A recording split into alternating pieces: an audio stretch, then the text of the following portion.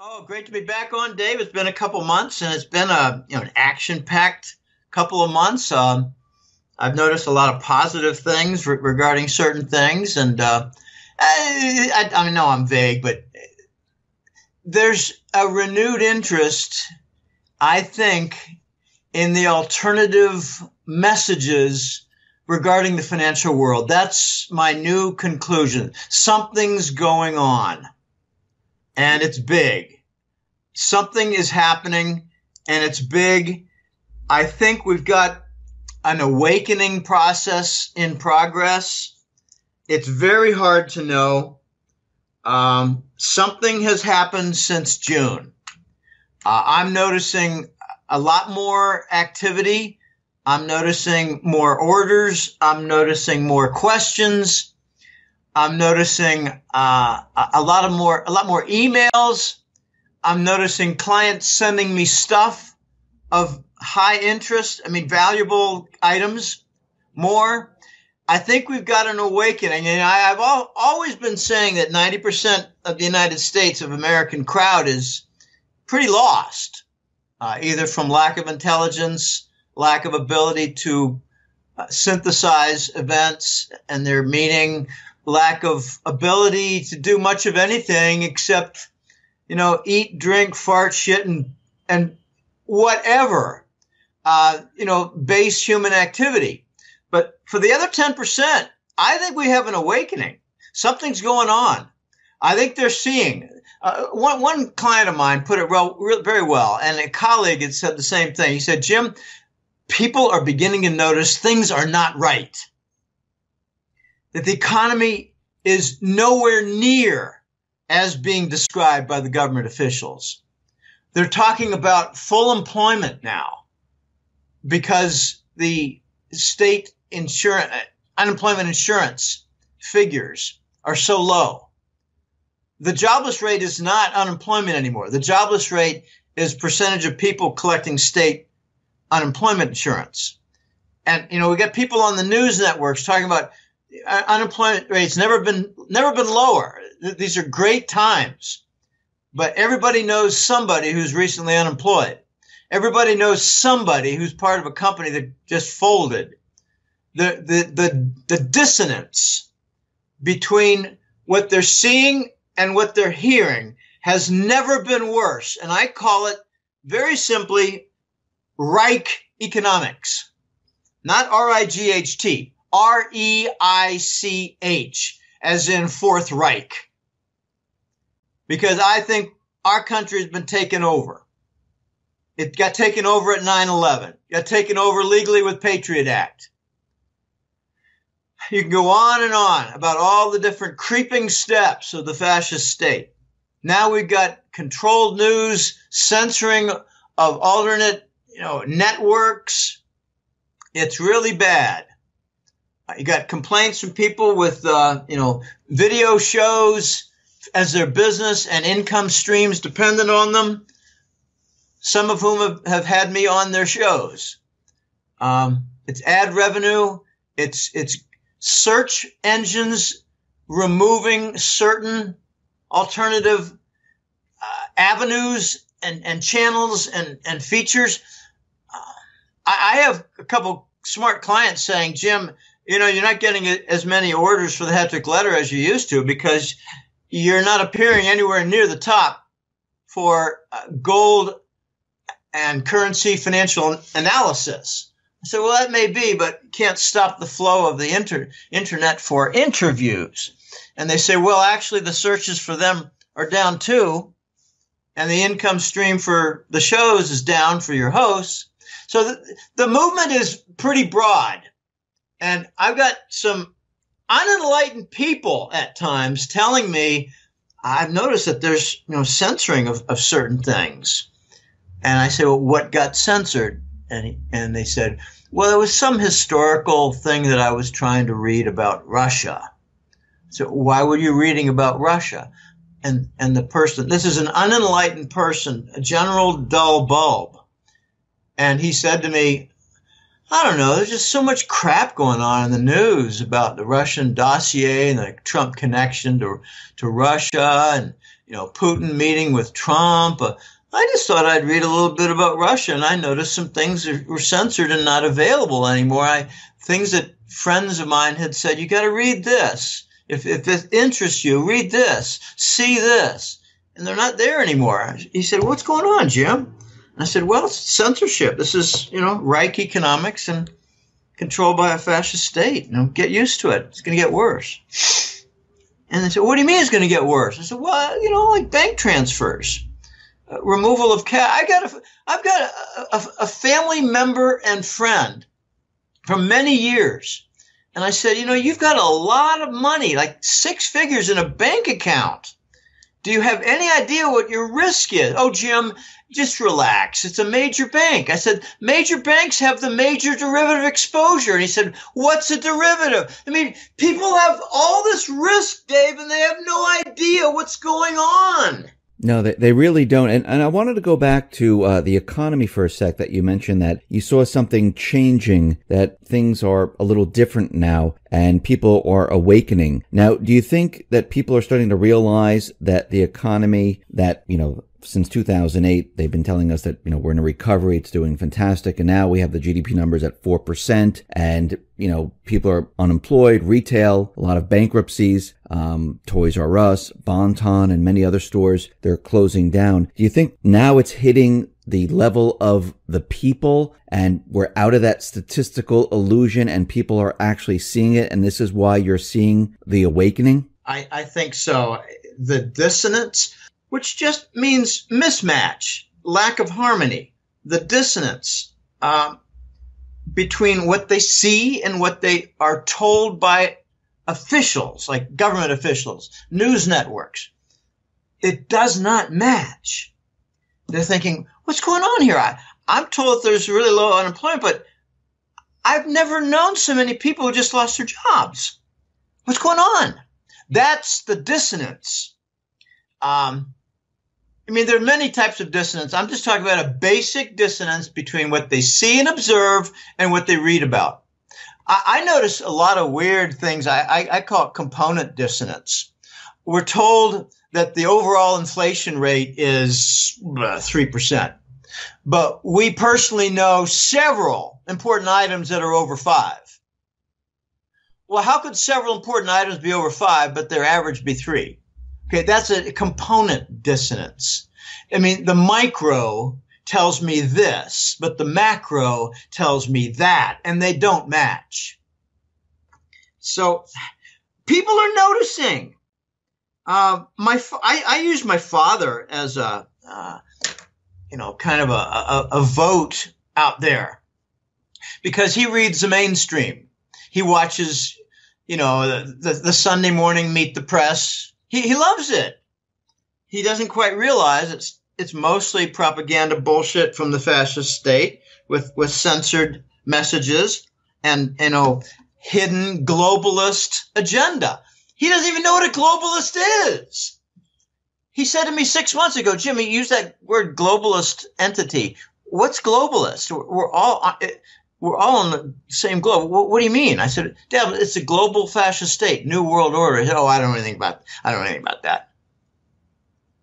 My dad is a good vote for what's going on from the general middle of the road mainstream. And he is aware of the pedophile stories. He doesn't know how big it is. He doesn't know that it extends to Hollywood producers and to judges and to political figures in Washington. He thinks it's kind of isolated. Well, okay, soon he might not.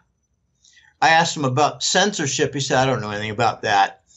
I asked him about whether he understands that New York Times and Washington Post are very much pro-Hillary and will never, tell the truth about what's going on. He said, well, I know they're basic liberal strongholds, but I don't know much more than that.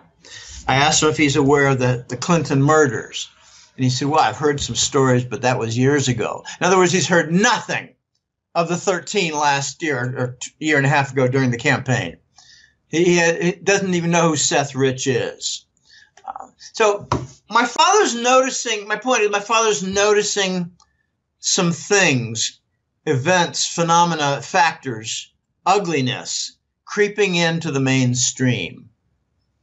And he usually follows it up by, well, you know, Jim, I'm 98, so, you know, this is going to be your problem, not mine. I said, yeah, I know, Dad. I hope you care about the quality of life for your 3 kids. And that usually does not prompt a good reaction. It usually gives me a snide comment in return. Oh, yeah, there you go again. Oh, gosh. Yeah. Let's just, can we just keep this a friendly conversation, Jim? I give my dad a lot of crap. I always have. Let me just share with you. Are you still there, Dave? I haven't heard from you. I'm rambling on. I'm sorry. I'm letting you go. Go ahead. Okay, that's okay. I reveal personal things more in interviews than any guy I know who's out there in the financial analyst world, gold community, etc. Here's a funny little one. When I was growing up, I came to learn my father's an American literature professor, and I'm not named after St. James, the apostle. I'm named after Henry James, the most prolific American author in history. Not American, you know, in the 250, 300 years of our country. We have lots of poets from Concord, Massachusetts. We got lots of authors. He loved Mark Twain in his later years because it was just downright fun. Mark Twain is a hilarious guy. And he'd be quoting Mark Twain in his little epithets. And I said to him a year ago, Dad, I got a great one from Mark Twain. It's easier to fool somebody than it is to convince them they've been fooled, like you have for the last 20 years about the press networks. And he said, oh, gosh, Jim, there you go again, using my own favorite author. But I used to have an insult to my dad when I was young. I mean, I was in high school and college, and I used to say, Dad, you're reading lots of different fiction, and I wonder if you connect it to the real world. There's a real world out there. And that by this time, I had rebelled and pursued mathematics. I had a very interesting, effective method of having him leave me the hell alone with a summer list of reading 15 books when I wanted to play softball and work on my bike and build a crossbow. I intentionally did not get an A in English all through high school. So he'd leave me the hell alone. And I got the math award 3 of the 4 years. And he said, Jim, you're good in math. I mean, my hat's off to you. You've done well. And I never said to him, yeah, well, you know, when I don't bother to read all the assigned books in English class, I got more time, Pop. So I used to tell him, Dad, you read 1984 by Orwell, you read Brave New World by Aldous Huxley, and you do not connect it to our world. You're still disconnected. And he said, well, I just don't see the 1984. I said, Dad, can you define fascism? That's what we got. Blank air. Yeah. He did not know. My brother cannot define fascism, and he has a double bachelor's in political science and economics. Doesn't know what money is, doesn't know what fascism is. So how's the American educational system doing? He told me, Jim, there wasn't a single gold course offered in our economics curriculum. I said, was there an offering on fascism? And he said, yeah, I didn't take that. I was into other things like, you know, socialist concepts and you know, liberal, it just goes on. What the hell did you study in political science, John? You don't even know what fascism is. There was a great quote. I don't think I have it.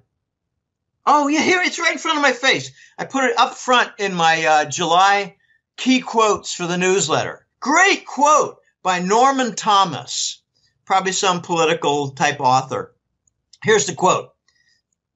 The American people will never knowingly adopt socialism, but under the name of liberalism, they will adopt every fragment of the socialist program until one day America will be a socialist nation without knowing how it happened. Wow. Yeah. So let's bring in some terrorism And let's cut back on the rights. Let's call Occupy Wall Street a terrorist organization. Let's censor the alternative news. And let's make it hard as hell to run through the customs to get into our country, to the point that we lost a Chicago bid for an Olympics site. Okay, there's your creeping fascism. Let's make it illegal to question the voting machines by Diebold. Let's conveniently murder anybody who challenges the Clinton Foundation. I mean, golly, how many? One of my funniest observations is they called it a suicide, but it was 2 shots to the head. I mean, I could see, a nail gun, but, usually a nail gun at 3 meters. Who in his right mind uses a nail gun to commit suicide? Oh, yeah, I couldn't find a knife. I couldn't find a gun. So I went to a construction site and stole a nail gun and shot myself in the head. Yeah, right. Well, there's no powder burns.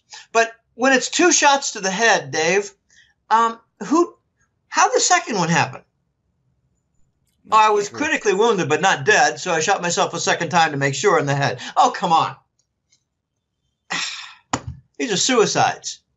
One of the most harrowing reactions I had to the fascist state killings was when a friend of mine from Central America sent me a message a little over a year ago saying that his sister knew one of the Florida holistic doctors who was murdered. And he was among 5 who were going to go to Germany at a conference on invitation to explain their research on the GCMAF enzymes that could be taken as supplements that arrest and reverse cancer. I told my father that story and my voice quivered. He said, "Jim, are you okay?" I said, "Dad, this is close. This is a guy I know who has a sister who knows a doctor who was murdered who was involved in cancer cure. Okay, this is kind of close. Do you feel you're in danger?" "No, Dad, I'm just noticing the deafening, crippling effect emotionally of seeing close up the murders to keep this whole system in place." He does not accept that the medical and pharmaceutical sectors are part of a vicious, malicious monopoly. Here's just a funny little fact, Dave. We're a sick nation. We're an obese nation. We got hypertension. We've got depression. We're the sickest nation on earth in the United States. We're the most heavily medicated. And here's the sickening fact. One of the top 3 reasons for bankruptcy is medical costs. And I know someone right now who's suffering severe medical costs right now. But it's not because of, getting vaccinated and all this. No. Medical costs. One of my fears is medical costs. When I started getting this bronchitis without end in May of last year, I thought, oh my gosh, could this be the end of my unbelievably good health? Well, I'm happy to say that I had an infection, a strange infection a month ago. I did not like to take the antibiotics, but I did. And I took a stronger one because it didn't work for a very nasty rash. And I noticed that my lungs are clearing up. My bronchial tubes are clearing up a little more. We were talking about this before the recording, but I used to go, clearing my throat 20 times a day. Now it's just a couple times. So my regimen is going to be every 4 months, I'm going to take some antibiotics until this is all gone. I'm not going to just take it over and over and over again for 3 weeks, because that's not a healthy thing to do. Now we're a nation of opioid addicts. I got an email from a colleague saying, "Jim, drug addiction is a tremendous globalist cabal control mechanism." I mean, forget alcohol. Narcotics it's powerful and it's legal, and the pharmacies make money, and the big pharma makes big money, and they get the nice supply routes from Afghanistan for our boys are making it and protecting it. And all the costs are covered by the U.S. government, and big pharma loves it. But now you get a state reaction. State after state is limiting the opioid prescriptions. And I came across a fact that just appalling. 2017, Ohio, population 12 million. Ohio had 80 million prescriptions for opioids. That's 7 for every man, woman, and child in the state per year. Okay, obviously everyone's not taking it. So somebody's taking dozens and dozens, if not hundreds. We're becoming a nation of drug addicts. I got people sending me email, clients saying, Jim, I'm in Michigan. I've got a cleaning service.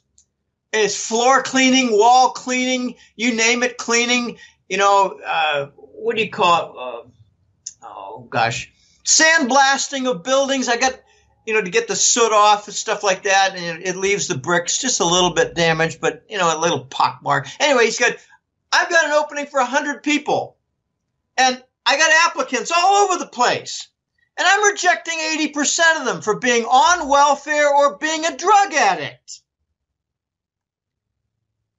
We're a nation of addicts. We're a nation of pizza and Coca-Cola addicts. Drug addicts, narco, booze, beer. Can't watch a football game without a beer ad. And, it's getting worse. You got a $5 million annual football, NCAA and NFL contract from the military. You can't have an important sporting event in football without an honor guard. Okay, this is all fascist creep and addiction control. And I refuse to be controlled unless you've got a special additive to chocolate, Dave. I've got some, a European chocolate that I purchase once in a while, and it's nice. Sometimes it's the dark chocolate, and sometimes I get the milk chocolate, and it's got little nuggets. I just love my chocolate. What can I say? And I'm not overweight. Until I get overweight, I'll still do it. But oh my gosh, it's distressing, this creep. And yeah, Norman Thomas, you got it right. We got a fascist creep here going on. Adopt every fragment of the socialist program. I just had a fellow tell me a few days ago, I think it was another interview host, he said, I know what it was. It was Gerald Celente. He was on Greg Hunter's show. And Celente was saying, we've got a new phenomenon going on in the entire news network system. And it's that there's very little news anymore. There's very little in the way of cub reporters digging out new stories to make a name or pursue the Pulitzer. You've got the New York Daily Post laying off half of its reporters. You've got the Wall Street Journal, 30% less content. And in the content, a lot more photos. In other words, less words. And what it's becoming is the news networks are publishing the standard watered-down fascist Reich messages. Again, R-E-I-C-H, not right versus left. The Reich system messages. The news is being controlled. We don't care about a story about the Midwest and a family that, helped a bunch of orphans. We don't care about them. Many of those orphans are going to end up in Clinton's sex rings with unmarked graves after they're done with them. Okay? We don't have stories anymore. We have the official propaganda bullshit. So, Celente said, you could take a look at Toledo, and I think he said Omaha, and their news reporting system is all reduced. They take the AP Newswire. And what he didn't say was it's all Langley approved. So, we're well along in the Reich economic system where everything is pretty well broken and dependent on handouts and hyperinflation money, I'm talking about QE and the Fed's monetary program. I asked my dad several months ago, Dad, the Federal Reserve is covering our national debt.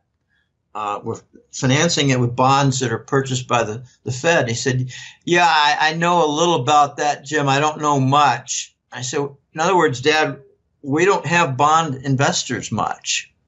And there's something that you don't know about, and that's the Department of Treasury have derivatives coming out of machinery that we're purchasing bonds to cover our debt from computer machineries with fancy algorithms that work off differentials and produce fake demand. I said, Dad, there are very few buyers at our auctions. They're mostly computers. He said, well, that's not good, is it? No, Dad, it's not good. And how do you think it's going to affect your entire estate? Well, I'm not going to worry about that. We're becoming a nation of dummies. Economic finance dummies, Dave. Hey, Jim, you're talking about bonds right now. Have you heard about the Treasury expanding the bond market to get more buyers? How do you mean expand the bond market? It looks like they're going to allow more and more individuals buy the Treasury bonds. Oh, expand the auction? Yes. Open the doors for more individual buyers. Yes, because the economy is so strong right now. That's what they're saying. Okay, so in other words, people that I know who have good savings can go down to their bank and buy a bond that's wrapped up in some kind of a CD. Yeah. Well, to me, that means they're going to create certain instruments at banks that are certificates of deposit, the CDs. And they're going to open up the pension system. This is a topic that was pretty hot about 3 years ago. Will there be forced purchase of Treasury bonds by pension funds? Think of the managed corporate pension, like at IBM. Are they going to be forced into buying Treasury bonds? And we got the term specialized Treasury bond.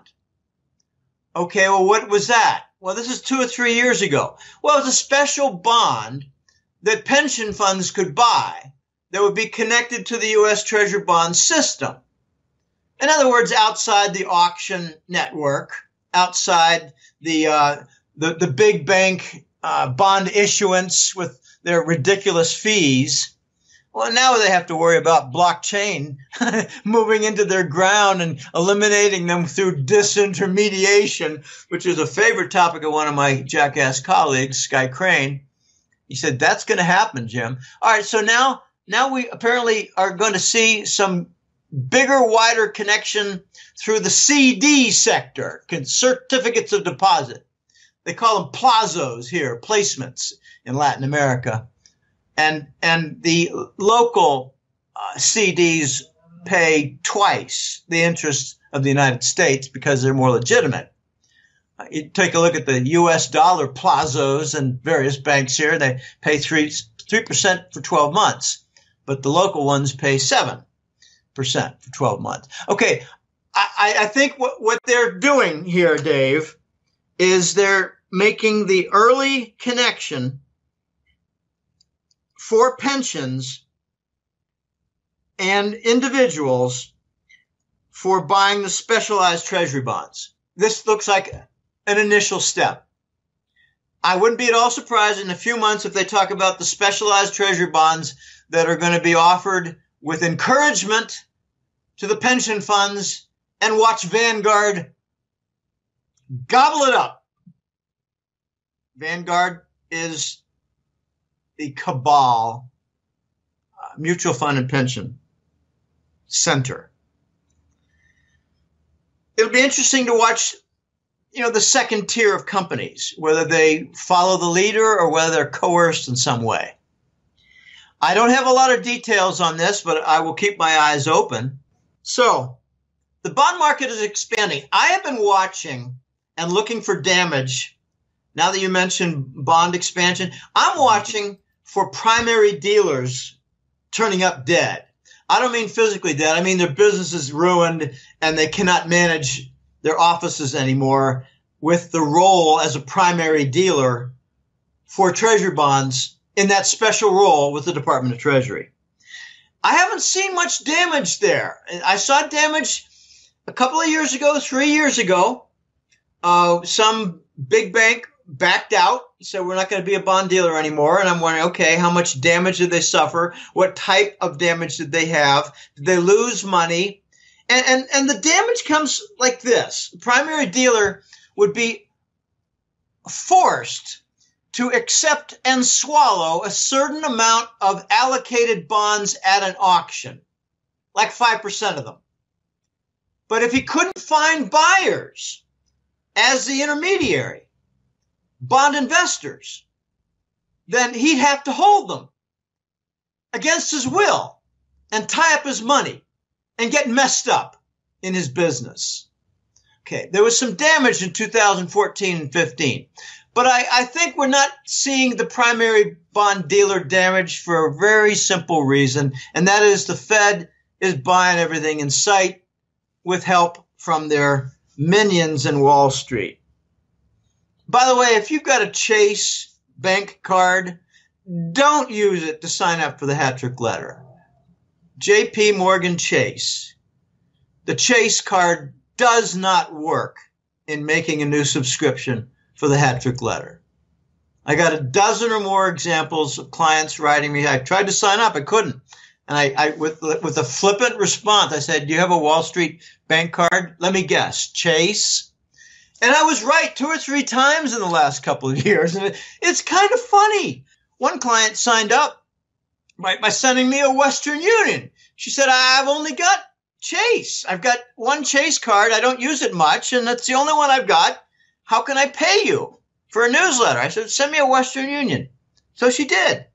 And she said, "I'll tell you what, let's make this real easy. I'll give you 2 years worth. I'll make it $440. So I said, "Well, take a little discount on that for the Western Union cost because it's not small anymore." I could go on about some of these financial entities with their shenanigans, but let's just leave it at that. The primary bond dealers. Jim, I wanted to go back for a sec to what you were talking about, the economy and how people noticed a difference. And I wanted to get your take on what the central bank has been saying in the last couple of weeks, where the IMF first, they said they're looking to create this rainy day fund for Europe. And, you know, if the economy's so strong, why do we need a rainy day fund for the European banks? The other one is that the Bank of International Settlement said banks may be using Lehman-style tricks to disguise their debt. Now, these are very strange messages coming out of the... Who made the second message about hiding debt?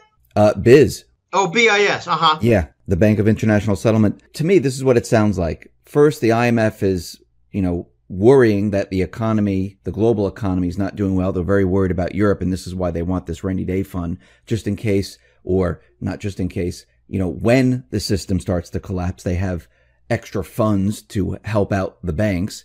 And the BIS, it seems like they're kind of separating themselves from the banking system, saying, hey, you know, we know that these banks are doing some type of trick, like Lehman-style tricks, to disguise their debt, and we're separating ourselves from the banking system. These are very strange messages coming out of the central bank when we're supposedly in this, you know, great economy. You know, the Fed's raising interest rates. They're telling us how great everything is, and they're coming out with all these different messages. What do you make of all of this? It's debt suffocation. It's bond collapse, and it's permanent recession, which has another name called depression. It's bank system failure, and it's all happening at the same time. I have a phrase that I coined, a term. I noticed after Lehman, by the way, Lehman was a kill event. It was not a bank failure, not a financial firm failure. JP Morgan and Goldman Sachs bought some bonds and never paid for them. It was a few $1 billion worth. They never paid Lehman, and they croaked for non-payment. If you want to kill a big business, just make sure that their accounts receivables skyrocket and never get paid. Okay, so they suffocated Lehman. After Lehman, I made a forecast that we would go to 0%. A lot of people called me crazy. I said, well, just watch. I got into a big dispute with a German ex-CEO who said the European Central Bank and the Bundesbank will never follow the Fed down toward zero. I said, well, give it time. I had to be very tactful because I'm talking to an ex-CEO. He later agreed, okay, Jim, you got that right. I didn't expect that. I said, well, my reasoning was sound. They would go down in rates because the euro would rise in value on the Forex market from just a rate differential. And he said, okay, good point. Good point. Didn't think about that.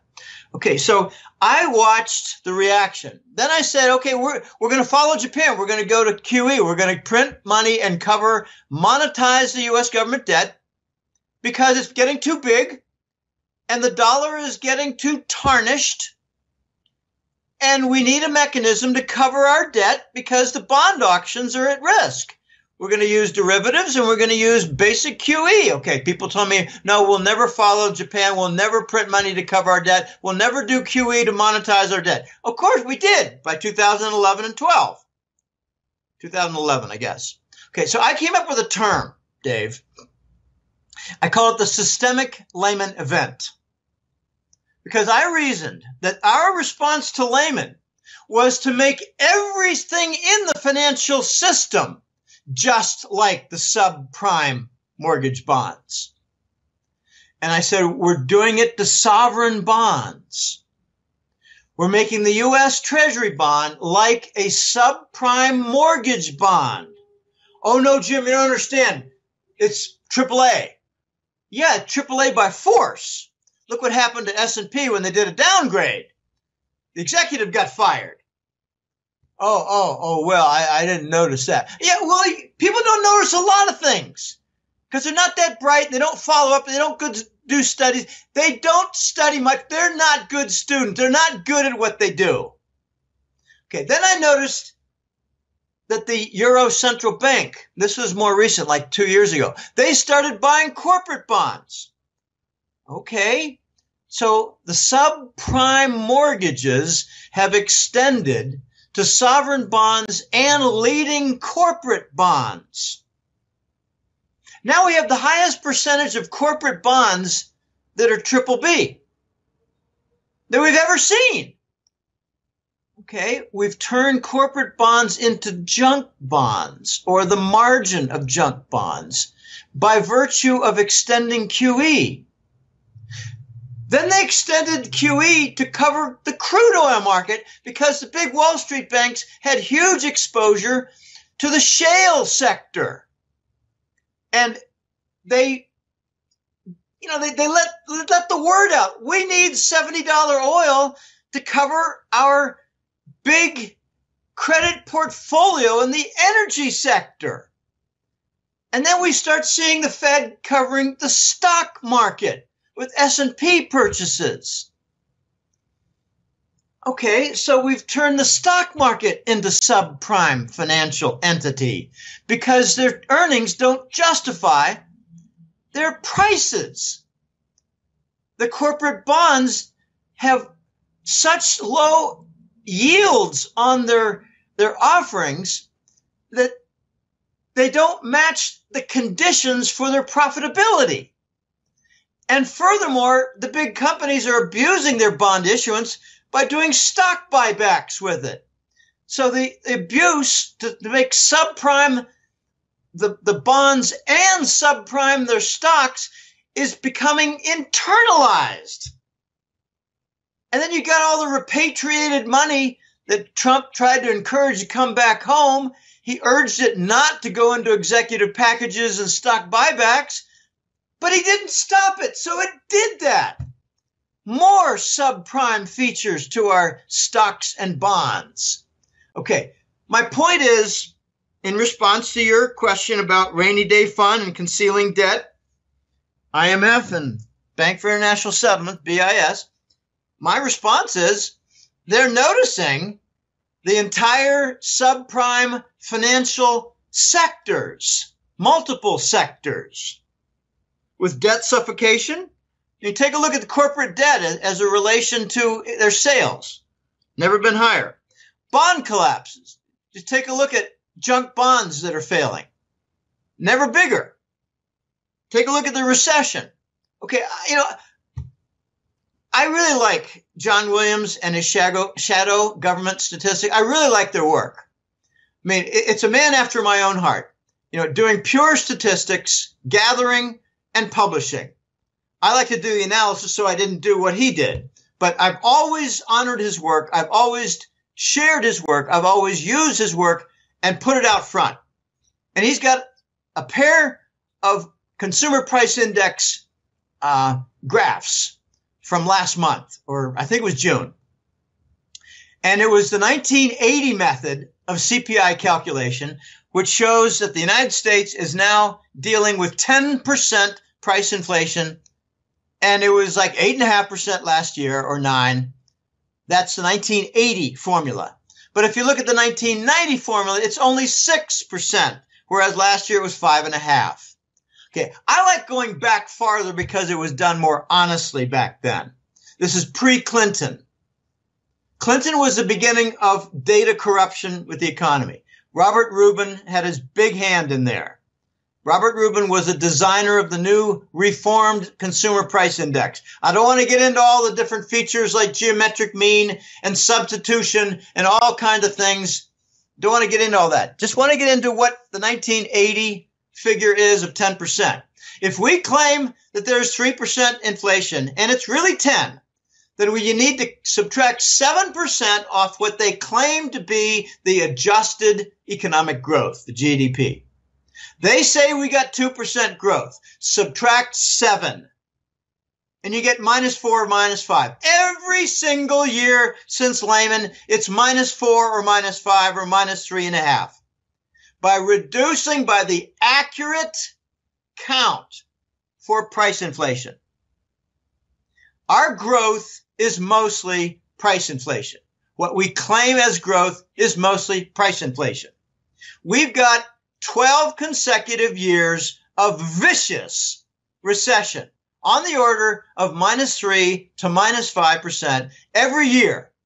Chapwood did an independent consumer price index calculation having nothing to do with the methods used by John Williams at Shadow Government Stats.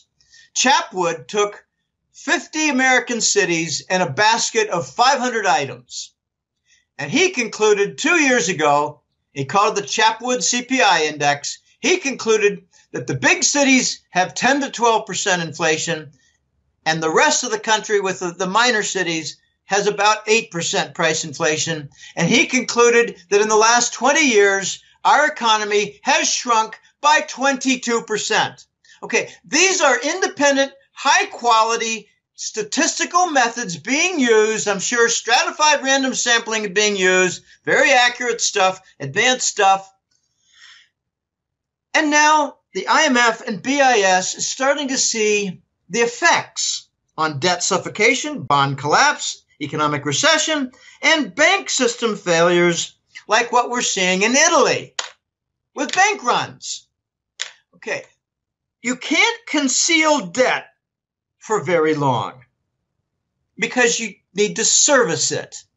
It's like, it's like pus that comes up above your skin surface and you got a big fat boil in the middle of your forehead. That's what debt suffocation ends up eventually.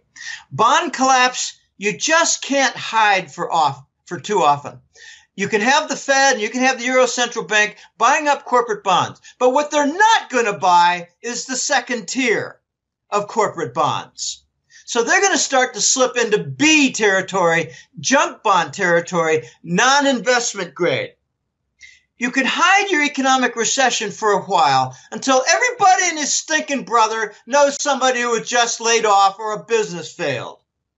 And they go down to the mall and they see that a third of the stores are boarded up. And some of the other ones are now offices that used to be stores. So the great consumption economy of the United States in the 2000 decade led to ruin. You do not consume yourself to prosperity. You build to prosperity with value added. And we have lost that because we shipped out our industry. I remember in 84, I tell this all the time, Intel sent their chip fabrication plants to the Pacific Rim. 4 or 5 of us sat around in our office at Digital Equipment reading a Wall Street Journal. And I said, give this 20 years, guys, and we're going to have big problems from lost legitimate income. We're going to be depending on debt and who knows what else. And someone chimed in, well, maybe asset bubbles, Jim, like the stock market. If it goes up, people can sell their mutual fund and, continue their standard of living. Right. Okay. So asset bubbles and debt dependence. That's what we bought. That's what we got. That is the result of shipping out our legitimate income from industry. We need to bring it back. And Trump vowed to do that in his campaign. And he's so embroiled with the nonsense from the fascist state news networks and political dogs that he can't do his agenda. And I think he also has some problems with, foreign nations and their gigantic reserves. They don't want to invest in the United States with new infrastructure. They want to dump their treasury bond. They want to get rid of a few $100 billion in treasury bonds. So I'm looking for the second term of Trump, not the midterm election, the second term. I think he's going to win a landslide. By the way, the National Security Agency did an independent study of the election for 2016, and they concluded that Trump won 70 million votes and Hillary won 58 million votes for a 10%, 9%, biggest landslide victory in the history of the United States. But it appeared to be closer from astonishing, voluminous voter fraud in favor of Hillary. It did not work. Now, did they stop the voter fraud? No, they stopped enough of the voter fraud to make a 12 million vote victory more like, what was it? 500,000 vote victory for Trump? So his margin of victory was 20 times bigger than what the official figures say. That's what the NSA concluded, not some alternative news feature. No.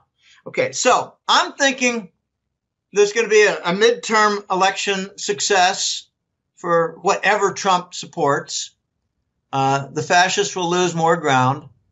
And we've got something coming up. I'm hearing it's October, and I'm not a big expert on this, but it's something that will require the news networks to deliver impartial news or face lawsuits.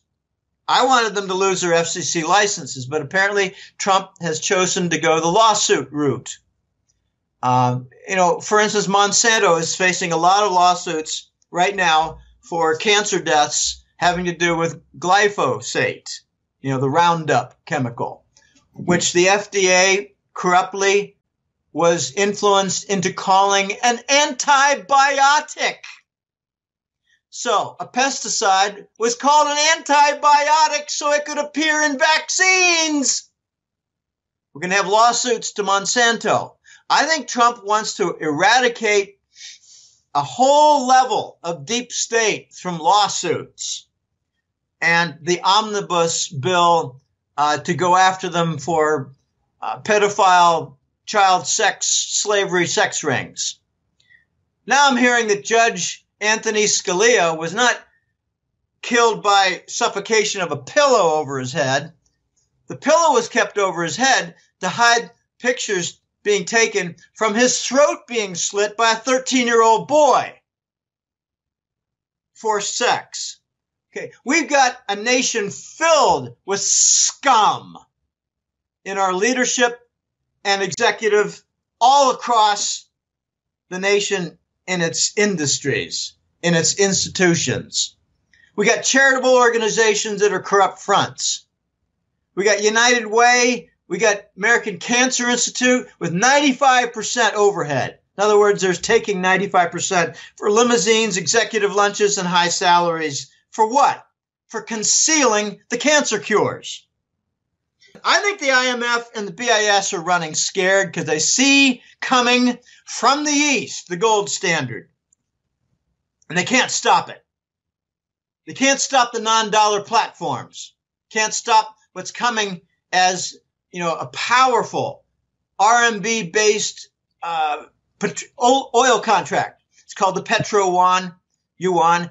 I call it the RMB oil contract. They can't stop it. It's already got bigger volume than the Brent. And Brent is largely going to die from the depletion of the North Sea, between Norway and Britain. It's largely depleted. There's not much going on there. The Norwegians are some of the best engineers for petroleum and deep sea drilling, and they're being hired all over the world, like in the Gulf, Persian Gulf. They hate that name, but the Gulf region, the Arab Gulf region. They're the best. The Saudis hire Norwegians. They're the best for putting in place the platforms.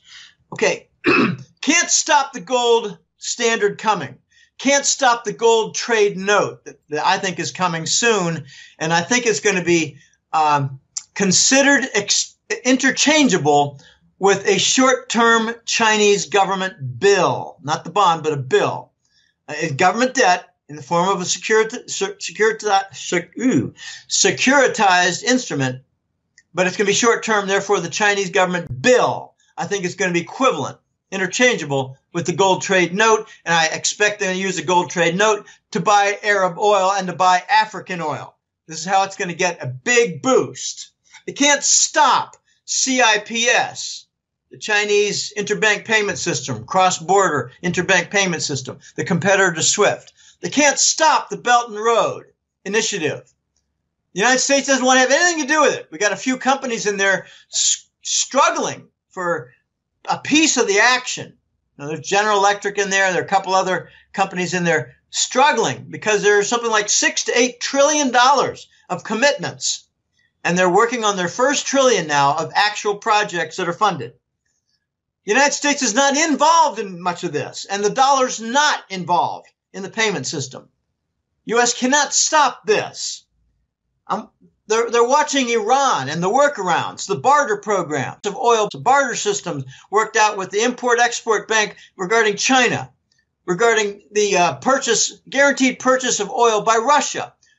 Oil purchased by Russia, they're a producer. Why are they buying? They're trying to create what I call the oil cartel, the Rosneft oil pool. The Russian oil pool, be non-dollar. They'll manage the contaminant level. They'll manage the viscosity level. And they'll be buying up Venezuelan oil. They'll be buying up Iranian oil. And they'll be buying up Saudi oil.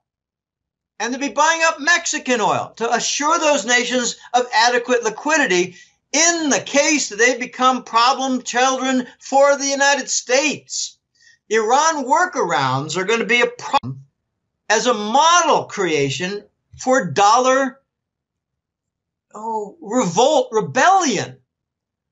Iran is suffering. Iran has got big problems. I'm not a big fan of Iran. I don't care about Iran. I've only met 2 or 3 of them in my whole life. I met one skiing in Maine. Boy, we have interesting conversation for 3 hours by the fire that night. Don't want to get into all that. But he did tell me that 90% of the people want the United States to get rid of their mullahs. I said, what? 90% of the Iranian citizens want the United States to come in and sweep out the mullahs? He said, yes. The mullahs have connections with the West. Oh, yeah, okay. And later I came to learn that they got huge hidden Swiss bank accounts. They're skimming off the Iranian oil. Anyway, the Iran workarounds, like Iran's sale of oil to India with paid in Turkish gold. Okay, the triangle, the gold for oil. Okay, that was a workaround. Now you got Turkey applying. I don't even know the right word. They're making overtures that they might be invited into the BRICS. So it'd be the BRICS with a T at the end. Maybe Iran will join and be the BRICS with 2 I's and a T at the end. Turkey, I think, due to its 1,000-year history of gold provision and gold expertise, they might join the BRICS in order to help deliver some of the South African gold that's kind of put on mothballs. Their mines are waiting. It's the only reason they're in the BRICS, because they're a pretty decrepit nation. South Africa they're in the process of passing a law to confiscate white property now. I mean, without compensation. An eminent domain confiscation, not purchase. It's crazy what's going on. But Turkey is probably going to be joined at the hip with Iran as principal players in the Eurasian trade zone. They call it the Eurasian Economic Union, but I don't like another EU. We've got already 2 EUs, and I think maybe Eurasian Trade Zone might be a better name to just get the economy in formation for the Belt and Road and all its hundreds of billion-dollar projects. BIS and IMF are running scared. IMF is an empty office, Dave. They brought in the Chinese RMB currency into the special drawing rights currency basket, and ever since then, the IMF has been an empty office. They don't do anything. So you mentioned the Belt and Road and the BRICS and all of that, and for yuan, does that mean the petrodollar is kind of doomed? Because we see out in Syria that war is like coming to an end. It looks like all the paid mercenary armies, the white helmets, are all running, and soon with Iraq, Lebanon, and the rest of the Middle East, where we had the deep state go in there and have regime change, it looks like things might be changing now, and it might be the end of the petrodollar. Is that why all this is building up now? I think so. The petrodollar was the mechanism to keep the dollar in place as the global currency reserve. Now, in the last 40 years, the proportion of oil sales in commercial trade is down by a half. So it's not going to be necessarily oil that is critical as a new foundation for the gold standard, but it is something that will displace the dollar's foundation. What I mean by that is the dollar used to be dependent on oil. The gold standard will be less dependent on oil, but usage of gold payment to pay for oil will be critical in deposing the dollar. So look for the gold trade note to be important payment system for, say, the Saudis, UAE, Kuwait, and Iraq. Okay, and maybe Iran. Iran could really get a boost from using gold payments like in a gold trade note for Chinese purchases. Okay, but you mentioned Syria. I have been saying for the last year, every single U.S. government foreign policy initiative and policy since 9/11, since the fascists took over, has been a failure, and a grotesque failure. You could make a list as long as your arm. Everything has been a failure. The next failures to become much more visible will be Syria and Yemen. The Yemenis, Yemeni, I don't know the right. The people from Yemen, the fighters from Yemen, those in control of Yemen in the battles, have threatened with missile strikes now, Abu Dhabi and the UAE. They had a couple missiles fired at Riyadh, capital of Saudi. I don't know if they hit or made much damage, but they got missiles. And these are coming from Iran, and they're probably coming from Russia. I don't have all the details on what the markings are for Yemen missiles. But now you've got a Yemen takeover of a Saudi oil tanker in the Straits. The Straits by Djibouti and Aden. Aden is in Yemen. Okay, this is a strait, and it's got constriction, and now you've got Yemen pirates threatening Saudi ships. And the Saudis have announced they're not going to be shipping oil through the Suez Canal and those straits by Djibouti and Aden. Okay, well, that's European oil supply from Saudi. And what Saudi does, I don't know if, say, UAE shipments are going to get the same treatment. Maybe they will, because UAE and Saudi are funding the Yemen war. Okay, backtrack. Simple question. What is the basis of Saudi's interest in Yemen? Very simple. They're running out of oil. The Saudis have had an unchanged 260 billion barrel oil reserve on the wall for the last 30 years. You can't be the number one producer of oil and have no depletion of your oil reserves. Oh, they claim to have new discoveries. Oh, great. I think the new discoveries are of mineral metals and gold much more than oil. The Aramco deal is failing because of discovery phase. They can't prove their oil reserves. So no one wants their Aramco. Now we're going to have a hilarious event coming where the Chinese will buy what we're told is 10%, but will really be about 30%. Or maybe they'll buy 5% and it'll really be 35%. The Russians will buy 4% and it'll really be 28%. And the Russians and Chinese together will own 55% of Aramco when the rest of the world is told they own 10 because of falsified discovery phase that didn't pass muster. Okay, you mentioned Syria. Okay, fine. I've got a colleague who follows Syria almost every day, and that's all fine. It's failing. It just is failing. We're evacuating, and we're going to see more failures. We're going to see, I think, the failure of Saudi Arabia. Oil income is down, costly Yemen war, the arrests of elites and royals did not pan out very well, caused a lot of resentment. And the only investors that I see in Saudi Arabia are the Chinese. So I think a critical country right now is Saudi Arabia. And another critical country for a different reason is Germany, as they pretty much push aside the Russian sanctions. The U.S. government going after Nord Stream 2 with threats of sanction against German construction and finance companies was a very, very big mistake. The Germans have responded to Russian sanctions by opening up subsidiaries in Russia so their output could be sold to Russians in the Russian market without violating the sanctions because it's made in Russia. It's just got a German brand on it. The Germans are so pissed off they had a lawsuit at the EU Commission in Brussels that they won, that Nord Stream could proceed, Nord Stream 2. It'll double the output. Okay, here's a funny little fact I just learned. If the United States wants to sanction all the companies involved with Nord Stream, are they going to sanction British Rolls-Royce?